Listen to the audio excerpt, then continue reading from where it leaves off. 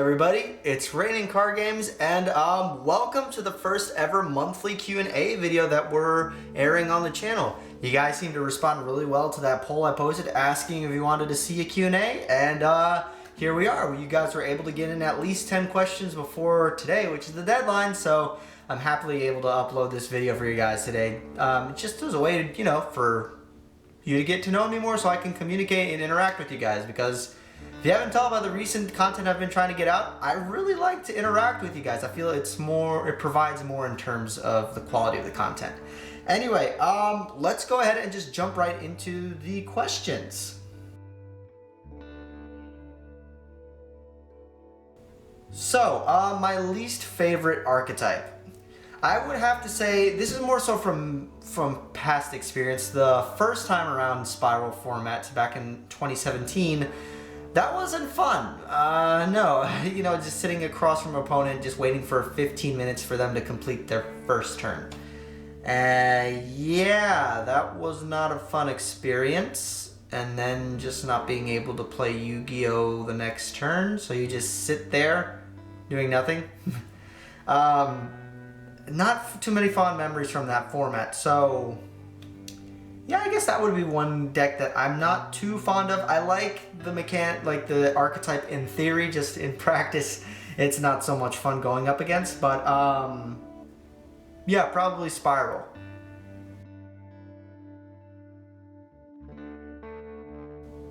If I could make an archetype, what would it be?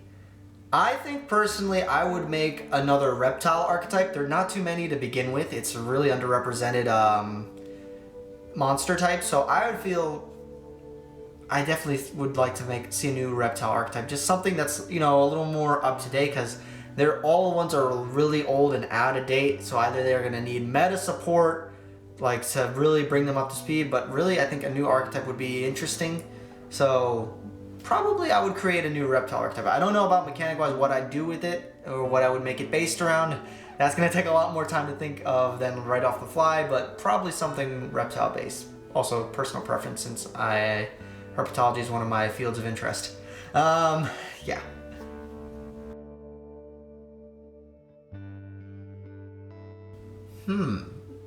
So completely for free.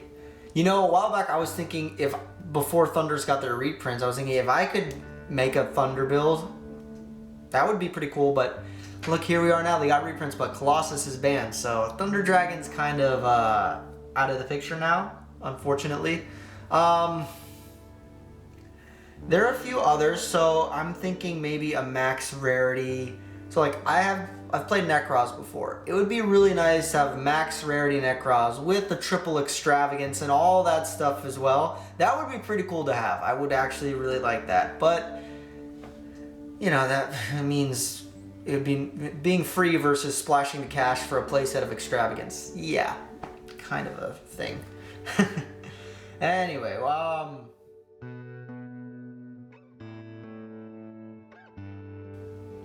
what's my perfect ban list?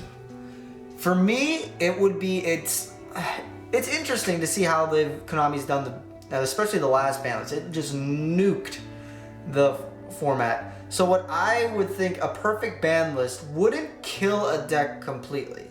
You saw with Striker. They killed it completely by now. What I want to see is you take your top tier, your tier 1 decks, you bring them down to the point where they're more like tier 2 or rogue. Basically, hit every single top deck so that they become on a rogue statics. So basically, it just gives more variety.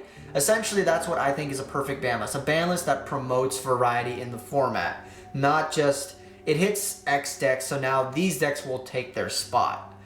I like an open meta. It's more intriguing. You can get more creative with the side deck, and then you can try cards that you normally wouldn't be able to play in your main deck as well, or extra deck, just because you're not going up against the same matchups every single time. So for me personally, I think the perfect ban list would hit every deck, so basically every deck would be a rogue deck. Then the format would be really interesting, but that's almost impossible to do. There's always going to be the strongest decks of the format, so unless Konami has like some master plan, expect a ban list to continue as they do, hit or miss. Yeah.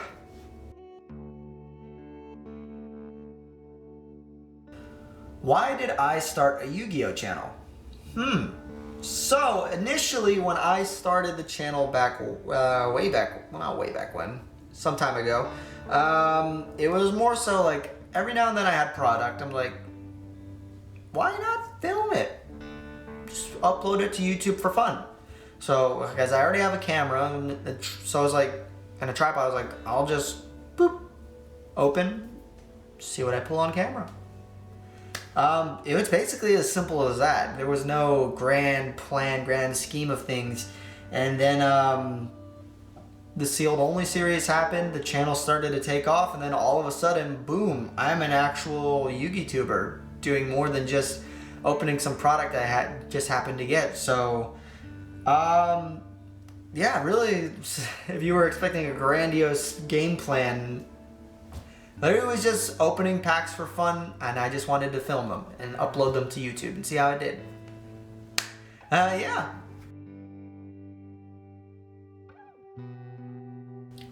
What's the thing you like or hate most? Okay.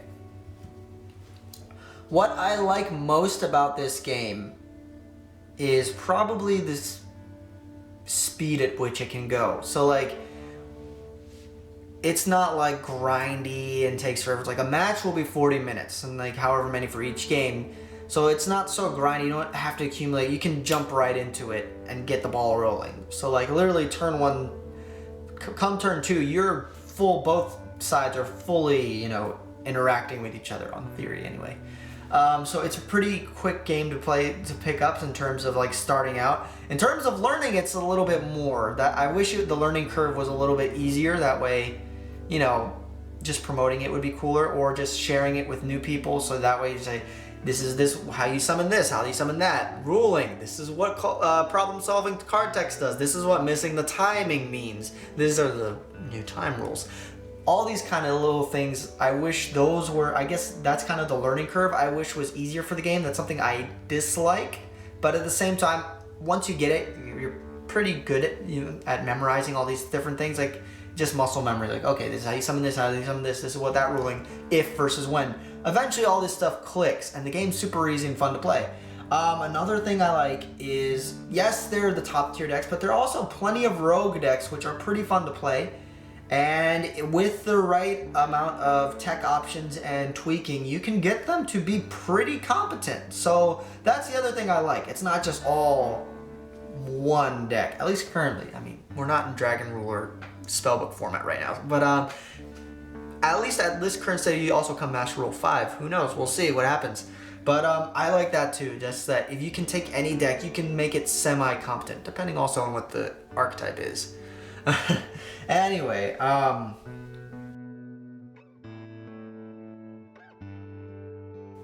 when, where, and how did I start playing Yu-Gi-Oh? So, I remember when the anime came out, way back when, and I watched it as a kid. I loved it.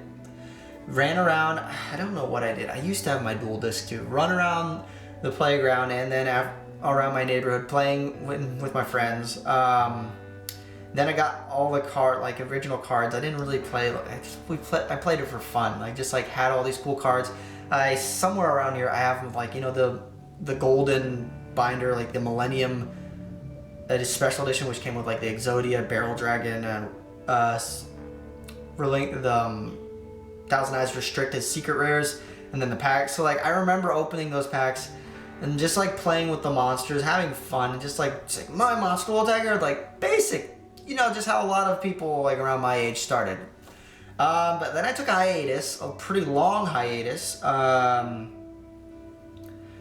think just around like when GX was rolling out, I think I sort of moved on. The Yu-Gi-Oh fad died out.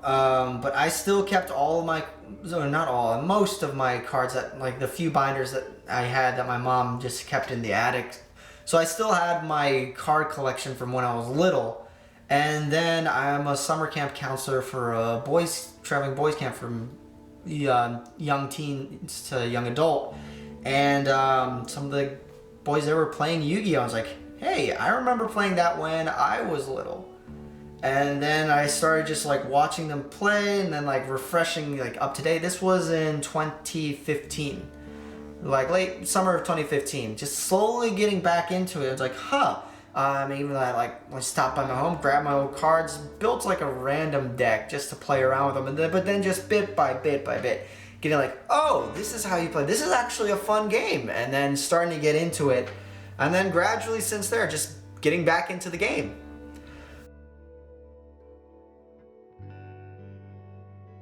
Okay. Just be yourself. Communication, establish a friendship. Yeah, everyone's unique, so each person has their own method of expressing themselves. So just be yourself, and somewhere or another, you're gonna find the right person. I guess that's all I can really give. I'm not the best person, I guess, to ask for that kind of specific advice, because it just depends on the person.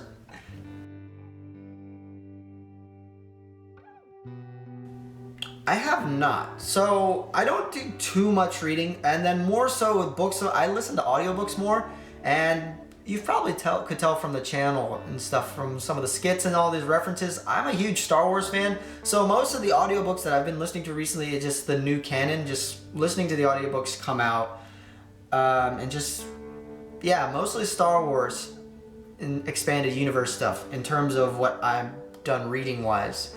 And then obviously I've read Harry Potter and all the other like big series, Aragon, Lord of the Rings. But in terms of, yeah, I actually haven't read the Dark Tower series. Maybe someday, who knows? If I find the time, I may as well.